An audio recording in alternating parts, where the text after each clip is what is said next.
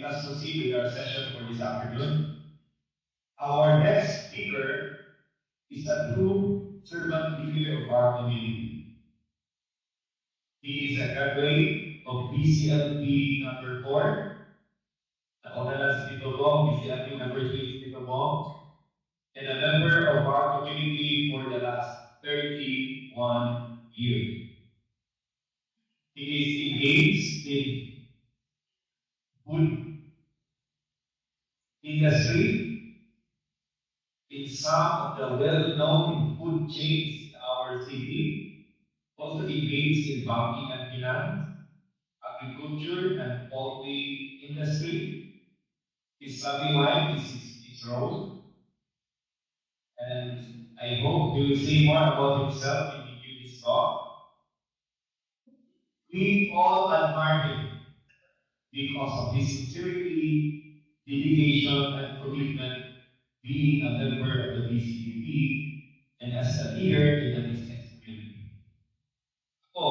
Personally, what I really have observed in him is that despite his status in life, very well known leader in the business sector, every time he talks, or every time he gives a talk, he never fails to mention or to remind us, audience, in our obligations to share, love, and care for the poor, the less fortunate people around us.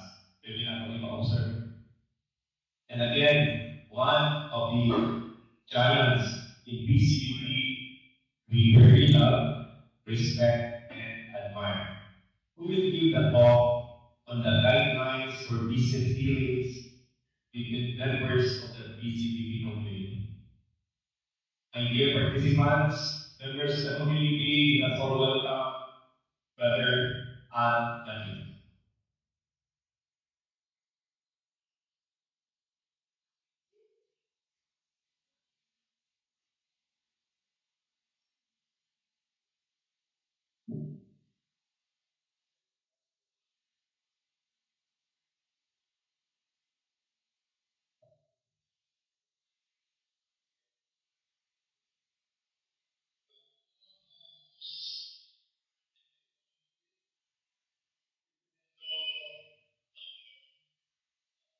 Members of this BCLP now ngayon. By the way, Brother Sam, thank you so much for the elaborate short, but I don't know, after being mentioned as a giant, I now feel like I'm a big fan. Thank you so much for your short introduction. Uh, Sorry for the change of the sequence of the presentation of the speakers. But I was told that I am going to give preference to my idol, Paul, being the most senior of all of us. Okay.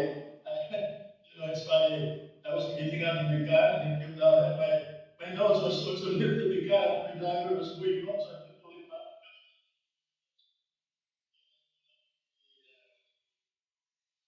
The distraction that can really happen in any situation like this. So, brothers and sisters, good afternoon.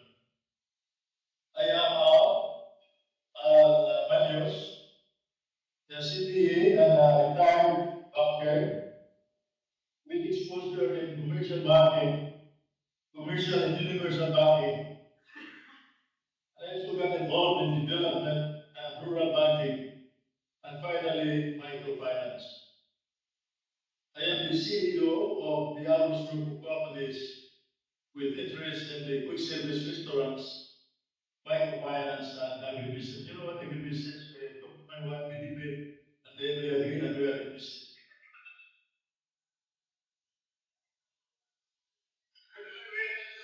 Retired agriculture, so not yet, official language in agriculture. 57 years, successfully made it for the past 57 years. Tapos sila Manus from Kulambogan, the pharmacy graduate from UST, and we have 4 children.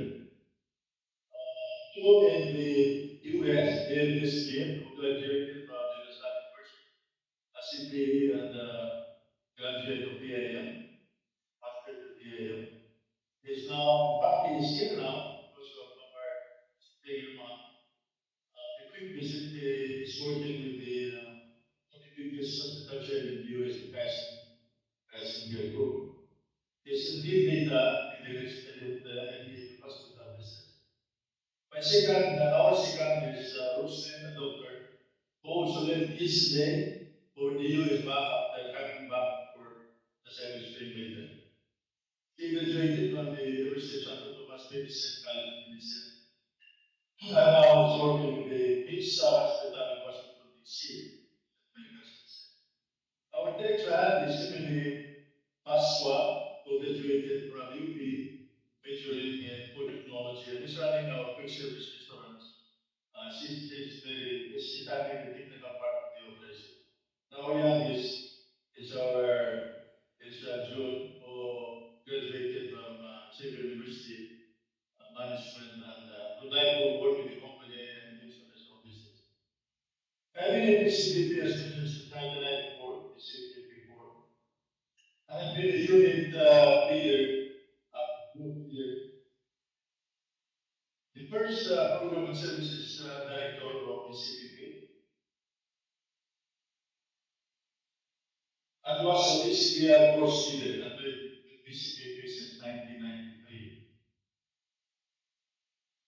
The topic assigned to me is guidelines for business dealings between members in BCBP. The goal of this talk is to explain the BCBP's guideline for business dealings between members and to explain the procedure in working out business conflicts between members. To facilitate this presentation, I am presenting two slides for a better appreciation of all of us. I would like to structure my presentation focusing three major topics. As you have seen in the slide, this is the general conceptual framework of my presentation this afternoon. First, the elements that should be present in business dealings, the parties, the fundamentals. And in view of parlance, this takes precedence overall the presentation of the fundamentals in this particular in dealing in business dealings with our members. The guidance in the brotherhood in different situations and working out conflicts should it happen, God forbids. What do we mean, brothers and sisters, by business dealings? Any suggestion? Business dealings. Anyway, we are brotherhood of Christian businessmen and professionals. I Googled what is business dealings. It is all about ungenerated loans, or includes affairs, bargaining, barter, buying and selling, capital and labor, commercialism and dealings, and of course business partnership. To be able to optimize the benefits of any business dealings between members and avoid possible conflict in the future, there are three fundamental conditions that should be present. Let me repeat this. There are three fundamental conditions that should be present. Basic, of course, is the commitment is to love and serve one another. The commitment to serve and love one another. This takes precedence over profit or economic gain. Our commitment is to be ready to meet one another's needs with our personal help and resources and to look upon one another's welfare as our own. Philippians 2:3-4 and John 3:17 exemplifies that. Do do nothing out of selfishness or out of vainglory. Rather, humbly regard others as more important than yourself. Each looking out not for his own interest, but also everyone for those of others. In Philippians, it says, do nothing out of I will skip that. Now, the second basic element is righteousness. This is the second righteousness. Back to the next slide, please. We are committed to a life of righteousness and holiness, not just individually, but also as a body. All our business dealings should be conducted in a righteous and just way in accordance with Christian tenets and principles pertinent to the business situation at hand. Proverbs 13, verse 6 and 11, verse 28 mention virtue guards one who walks honestly, but the downfall of the wicked is sin. And he who trusts in his riches will fall, but likely lives in just balance. So this third and the last but not the least, and to my mind is the most important, is proper stewardship. We're stewards of the talents and resources entrusted to us by the Lord. It is our duty and responsibility to harness, develop, and utilize them properly and to exert our best effort to preserve the viability and profitability of our business, to contribute to the common good, and continue to serve each other's needs. Brothers and sisters, the stewardship concept is second only to the basic commitment to love one another. There are so many talks about what stewardship is all about. I'd like to refer you to Luke 30, 19, 30 to 27. But this is a lengthy Bible passage. Not really just, this is quite long, but this refers to the king who went out on a trip and have given to 10 servants 10, 5, and 1 gold coins respectively. The first two invested the gold coins that was given to him and produced profit for his master. But the third buried the share without any income as a reflection of the mismanagement of the resources given to him. Thus, his share was taken away from him. The king said, to everyone who has more, who has, more will be given. But for the one who has not, even what he has will be taken away from him. Brothers and sisters, this is summed up in Job 1:21. I was born with nothing, and I will die with nothing. The Lord gave, and now is taken away. May his name be praised. In short, we are only stewards and not owners of the decisions that we have. Think about it, brothers and sisters. What if God will give back our prized possessions? What will be our reaction? Will it be like Job? Or will we continuously complain to God, blame Him why these things are happening to us? Let's go to the second highlight or touch point. So the guidance in the brotherhood. Put in Hebrew 13, verse 17, and Peter 1, 5, verses 1 to 3. Obey your leaders and defer to them, for they keep watch over you, and will not be given account that they may fulfill their task with joy and not with sorrow, for that would be of no advantage to you. Before we talk about guidance, our leaders, meaning chapter head, unit leaders, and action group leaders, should have neutrality and independence. not to mention, of course, competence. All of these are gained or developed during their training and or brainstorming meetings, including board meetings. Business dealings with members should therefore be shared with the chapter head or unit leader for information and guidance. By the way, once you are finished with this BCLP, all of you will go through a 1 year formation. And therefore, business dealings, except for the ordinary ones, are not allowed for you during this period until you become a permanent member after 1 year's formation period. It is a wise policy, brothers and sisters, for the leaders to generally inhibit themselves from entering business with any of the members under their care. This would help in safeguarding and ensuring the leader's freedom in the objective input or direction, affecting not only the personal life of their men, but also their business affairs. Let's go to the next element, the openness to spouse or all dealings.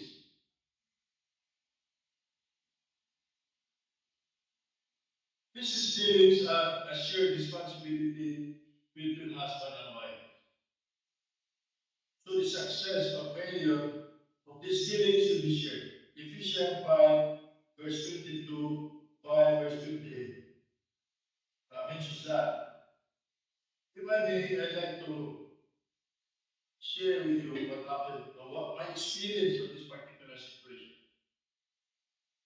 I, before I retired from the bank, I got involved in a cooperative where I invested about a low seven figures of my retirement.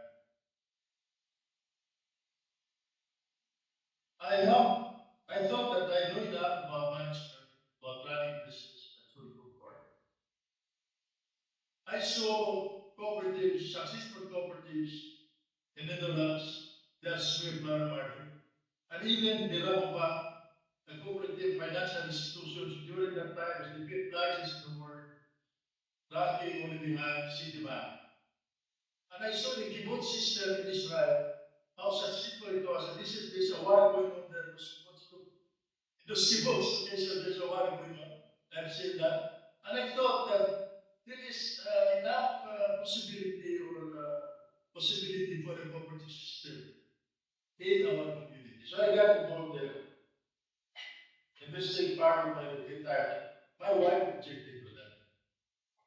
But you know, Brian Manus, always looking at the figures multiply and analysis and so on. I didn't listen much to her. Of course, politely, you know, went around in objection. And so I lost. The lesson, brothers and sisters, is that we need to listen to our wife.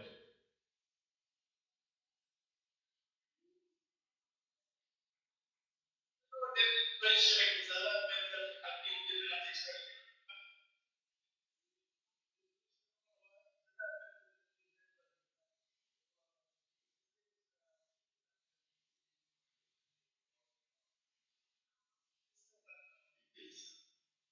Leaders look not to guiding members either in the first stage or later, while guiding our members are trusted with privileged information. This information should therefore be kept in confidence, rather than be the subject of talks inside or outside Bcbp. Otherwise, mapariyo ta sa Martes. You know that, no? During my banking career, span of my time when I was 40 years old, my banking career span 20 years. I made it a point to avoid talking about our clients with our circle of friends, even with our family. My spouse, in fact, complained that she's always the last to know what is happening, especially about the personal tragedies of some of our clients, either personally inflicted or otherwise. So let's go to the open and full disclosure of the Exodus 17:14.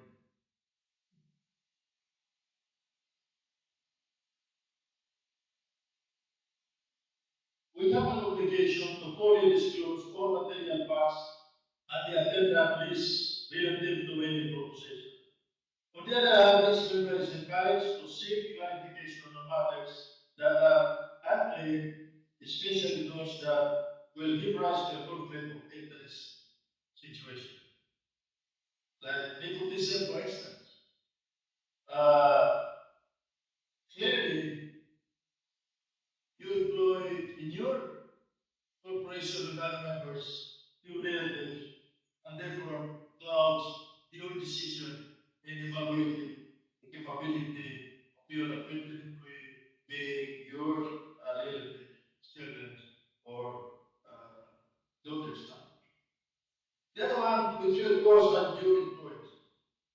Example, a loan to the Dean of Administration of a prestigious university for the future favor regarding the admission of a son or daughter, which under normal situation will not qualify. And it may also affect the objectivity and impartiality of our judgment or decision in any business matter.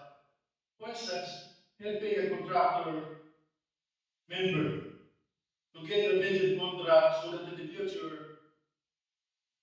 the costing of your house, which could be constructed in future, will be substantially reduced even if this member will lose in this project.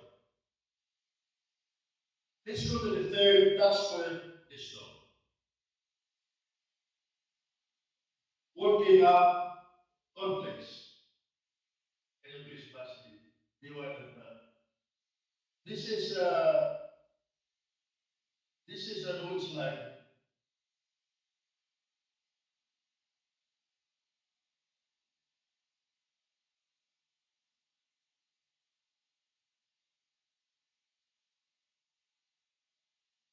which illustrates how conflict of interest or how conflict between members are being the flow of that we need to go through once, like what I said, can occur.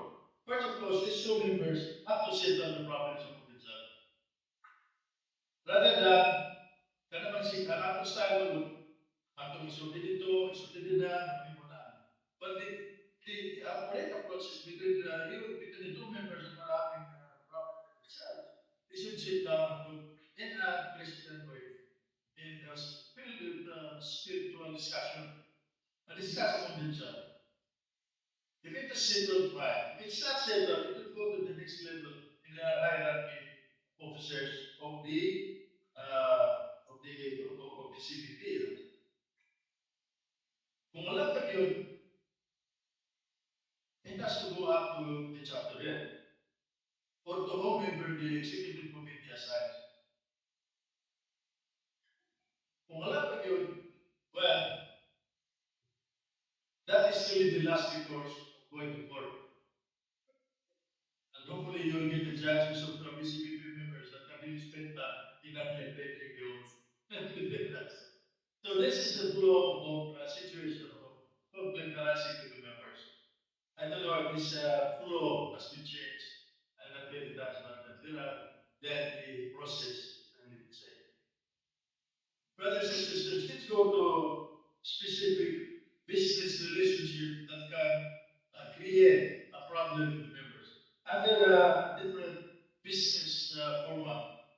For instance, in a system or in a business format of a corporate partnership or joint venture, conflict of interest in the first place should be avoided. What is a conflict of interest? This is a much abused term, even in Rotary, even in other organizations. This is avoided and this is even attention to. A conflict of interest occurs when an individual's personal interest, family, friendship, financial, or social factors could compromise his or her judgment, decisions, or actions in the workplace. Example, you advise a BCBP member to invest in a company owned by your wife or owned by a relative or member of the family. Clearly, there is a conflict of interest. would say that how do you make decision? Is it a majority decision or a consensus?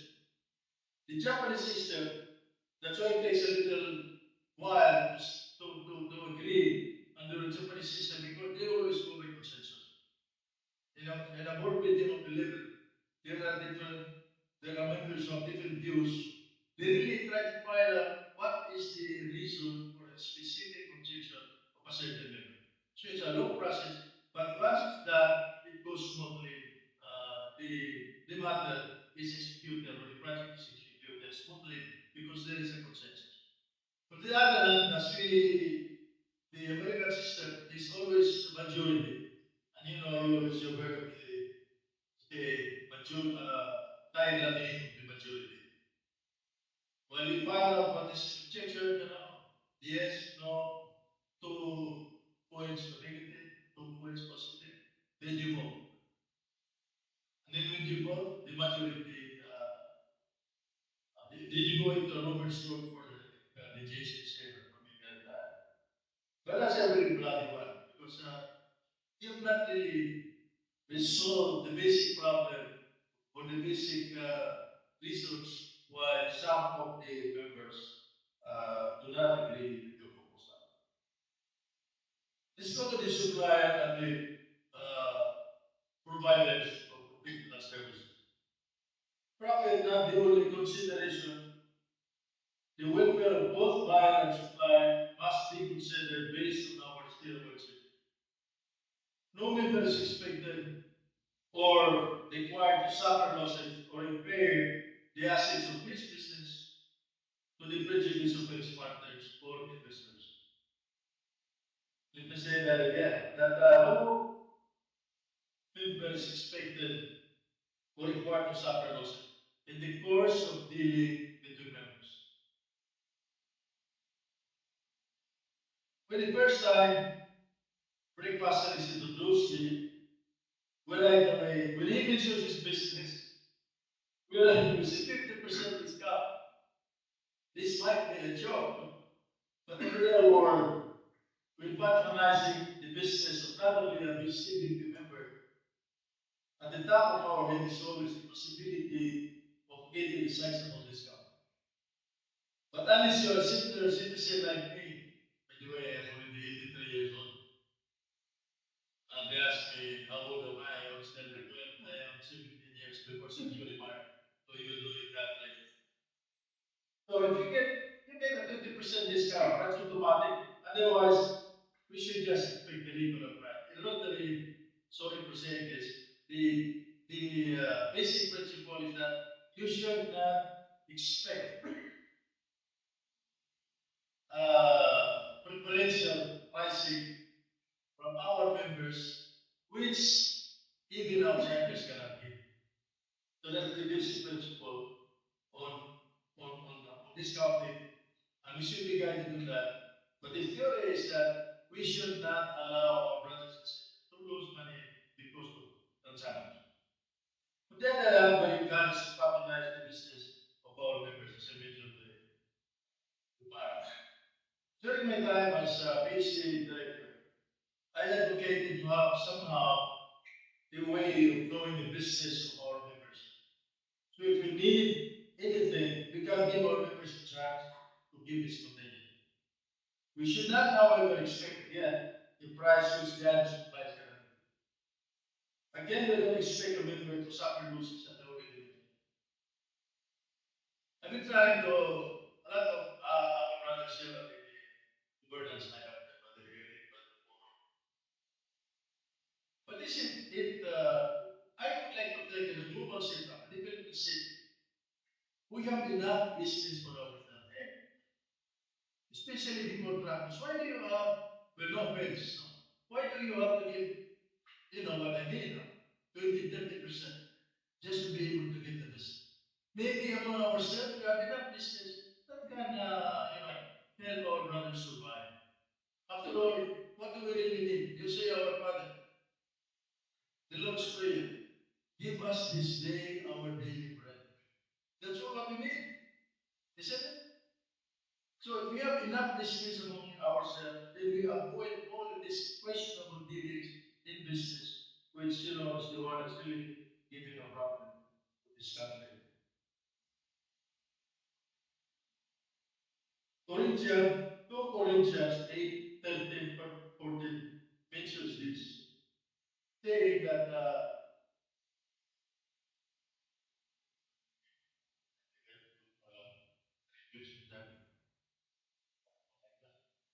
not that others should have relief while you are when you are burdened, but that as a matter of equality or equality, your surplus at the present time should supply their needs so that their surplus may also supply yours in the future. Uh, any of us or any of you have experienced, personally experienced, in relating to this Bible passage of 2 Corinthians 8:13. Because I have uh, personally experienced the blessings and the graces of God that has given me, because I'm reminded of taking care of the others from our surplus, so that in the future also their surplus will take care of our needs. I have been greatly benefited. We should be greatly benefited. We keep this at the back of our minds. Nevertheless, the obligation to be generous to one another stays, and this is not just limited to business transactions. It is incumbent, brothers and sisters, for the client, customer to clarify himself about the product or services to avoid false or erroneous expectation. Example, we go to the market, we buy a sack price, they say it's 50 kilos, but in really it's only 49, 48. Or if you buy feeds, they say that the protein content is 80%. But when you give it to your chicken, it will not produce eggs because the protein content is just 16%. So they do not follow the commitment in price tag or in the specific tag. In the US, there's a consumer society that looks into that, and you can go to jail if you don't follow your commitment in the tag of your product that you produce. No? So we need to be faithful in our commitments. And once agreements are entered into, in our commitments with each other, we need to mutually comply. And this is really well, we like to do business among each other, but then once a commitment is made with the brothers, sometimes, you know, the, especially those who are really trusted, hindi naman gani kinanglan mag-written, writing, di ba?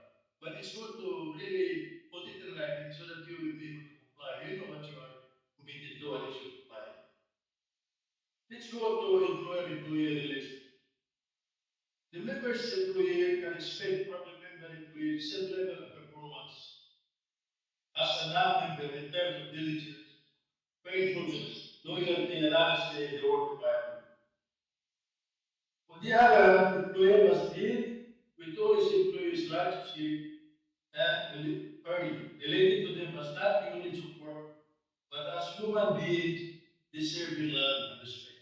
Sometimes we become very mechanical, that we look at our employees as really a means of production, not as human beings. As in Timothy 6, verse 2, we pass it there. The member employee must strive to serve with diligence and efficiency as one serving a brother. Brothers and sisters, the ideal relationship between employer and employee is even more urgent in the current global situation where there is a shortage of humans. Let's get to the next situation where problems can come up in dealings among members. The borrowing and lending situation. While we are encouraged to help one another with our resources, we are also encouraged to see the growth of our fellow members in all areas of life. That is in the growth, in maturity, responsibility, and good order. Because if you look at my favorite term, excessive balance, what is really the reason of some of our members falling into the trap of financial difficulties? It could be either one of the three that has been mentioned here. All personal lending and borrowing should be done with the knowledge of the unit leader or under special circumstance with each other. It should be ensured that the need of the borrower is met and that this opportunity can help the member put order in his finances.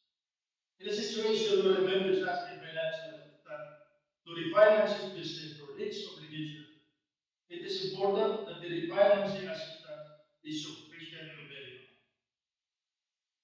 On the other hand, once the refinancing is approved and implemented, it is incumbent of the lender to assist the borrower in financial planning, budgeting, and regular monitoring of the operations to be sure that the scheduled loan payment is met and that unbudgeted expenses or disbursements are avoided.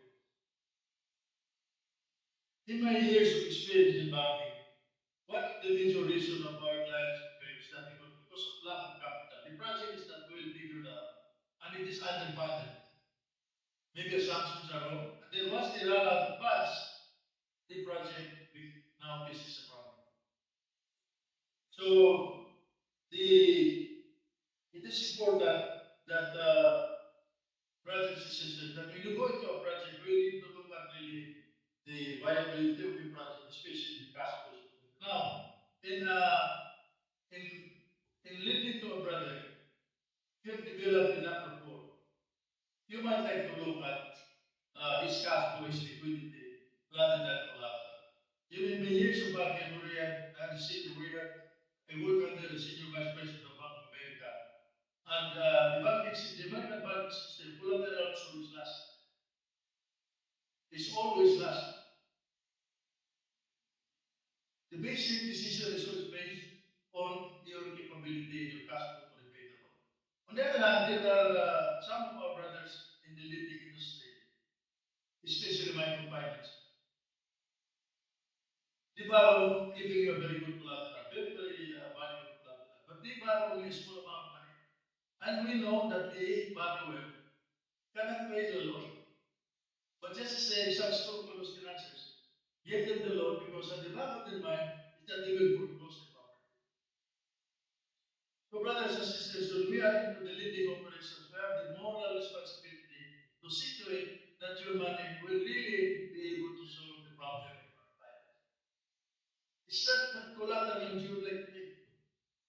It's things to them that their business will progress, especially when dealing with our members. Let's go to the last situation that could create conflict between members. The broker-client relationship. My good friend Juma is a real estate broker. Yeah.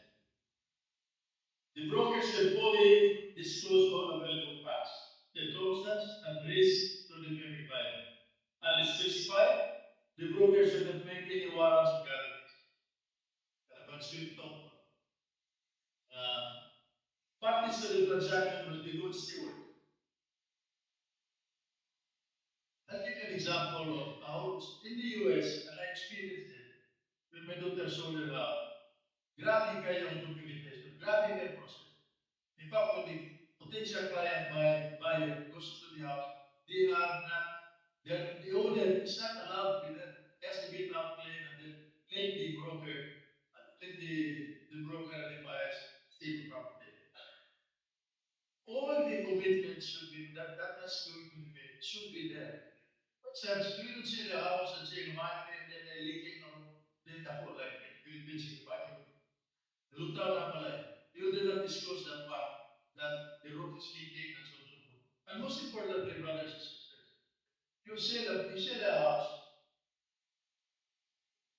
and there are forthcoming developments that a bridge will be constructed near the house, marginalizing the value of the property.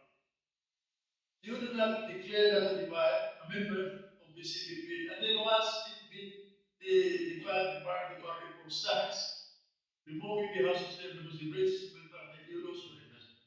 So material facts that has something to do with the transaction has to be revealed. So that's about my last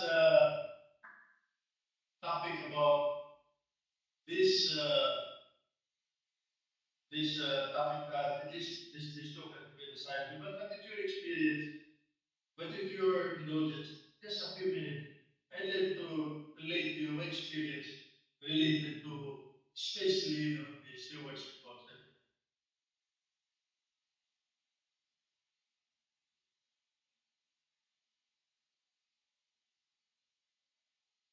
In my role as a banker, as a financier, we had a client in the Jollibee system, small-time client, a member of the other chapter, who was our contractor.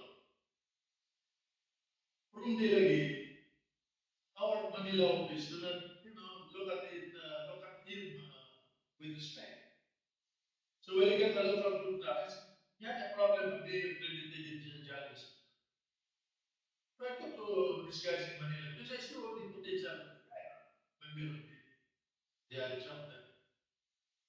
And I give him from one of our lending operations. I give him a credit line of 2 million.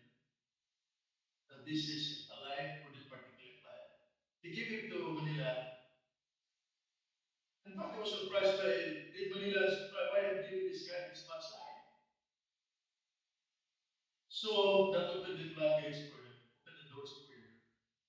And he got now he's very big. Even the shoe market and the others in the construction industry. I would like to think that he's worth now maybe 500 million. And every time I see him, whether in the live events in the golf course or in the other chapter, I always ask him, congratulations, and how is your prayer life? And I always tell him, please remember the stewardship concept. That what we have now is not really ours. We can lose it anytime. Every time because we're very, very close. So you have that feeling of satisfaction that you have helped somebody, especially in the ambit of the BCBP organization. On the other hand, brothers and sisters, in one of our large projects, I got one BCBP member in the construction business to handle the construction of one of our buildings. This is in response to our teaching to help one another. Unfortunately, the project suffered, cost overruns, and I lost a sizable amount, which remains receivable in our books, and this will be written off in due time.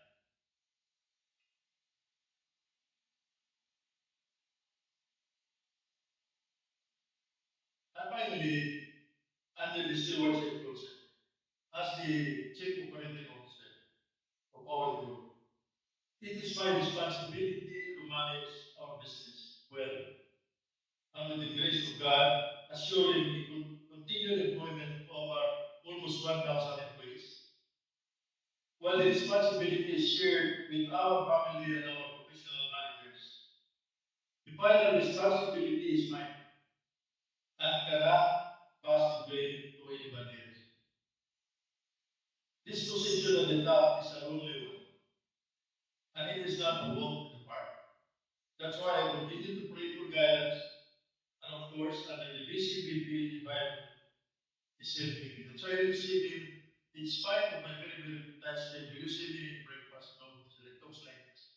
Because it gives me, it uplifts me, it gives me the strength and focus to move forward, complying with my responsibility to our employees, especially during this critical period.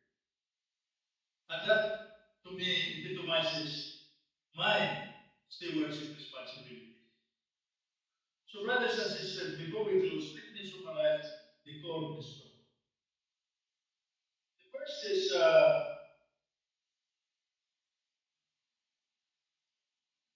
three basic elements. The three basic elements. If we turn at the first screen, is dealing a must. You cannot expect a good future relationship with the members. These three basic elements is not there. If that is not there, basic commitment to love one another, the righteousness and proper stewardship, the relationship with your members, business dealings with your members won't likely create a problem with this. And brothers and sisters, even for me, this is a work in progress. We have to be in the BCBP environment, to the code in the BCBP ecosystem, and get into that into our internal system. Otherwise, the brothers and the coordinates will have a problem. So there is brothers and sisters there, and I hope that we have covered the subject that has been assigned to me. Let me close this presentation. I'm sorry I've overshot by about 10 minutes. One from an unknown source, which is it is not what we hold in our hands that is ours. It is what is left when we open and let it go. And the second reminder before I close this is in Galatians 6 to 10, 6, chapter 6, verse 10. So while there is time, let us do good to all, and especially to our brothers in faith. Again, brothers and sisters, thank you for your kind indulgence. This is Alba News signing off.